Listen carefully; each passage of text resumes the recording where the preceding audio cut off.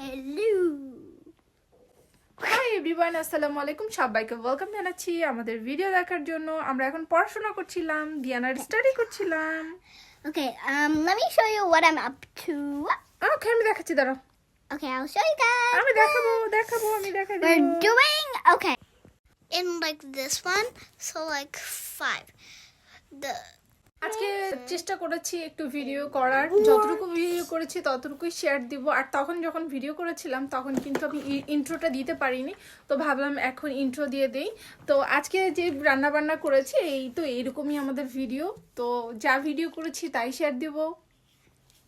আমাদের ভিডিও দেখতে থাকুন। remember our last video with the here it is now. আমরা হচ্ছে শপিং এ গেছিলাম, ও তখন এই স্প্রে বোতলটা কিনেছে, তো সেটাই আপনাদেরকে দেখাচ্ছিল। I drank from this. আজকে কি কি রান্না বান্না করেছিলাম সেই ভিডিওগুলো করেছি, সেটাই আপনাদের সাথে এখন শেয়ার দেব। তো ভিডিওটা স্টার্ট করা যাক। আজকে রান্না করেছিলাম হচ্ছে ইলিশ মাছ।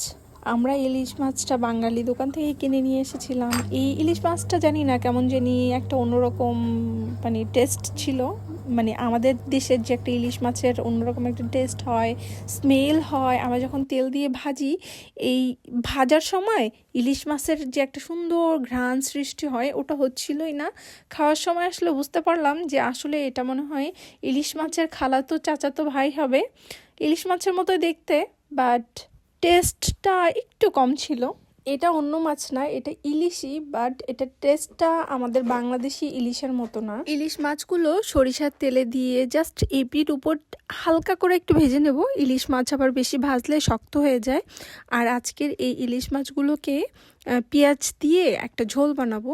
এই পেঁয়াজ দিয়ে ইলিশ মাছের ঝোল রান্না করলে পেঁয়াজের টেস্টটাই আরও বেশি ভালো লাগে, মানে ওই ঝোলটা থাকে না, ঝোলটা গরম ভাতের সাথে খেতে জাস্ট অন্যরকম টেস্ট লাগে।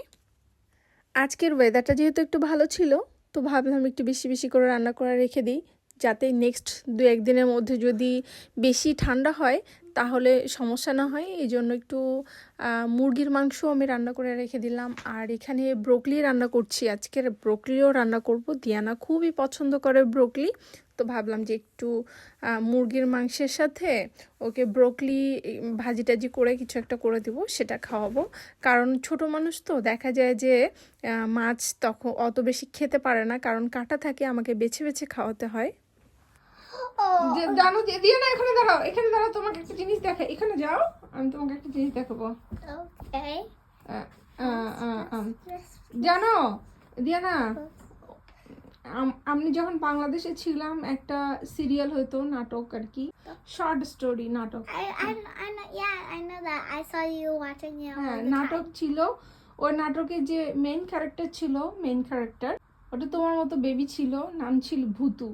ভূতু ওর বাবার শার্ট পরতো, তুমি তোমার বাবার T shirt পরছো।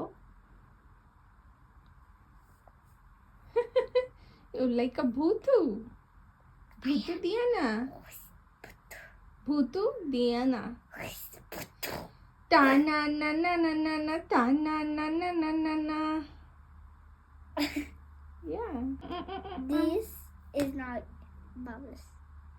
This is actually yours. Okay.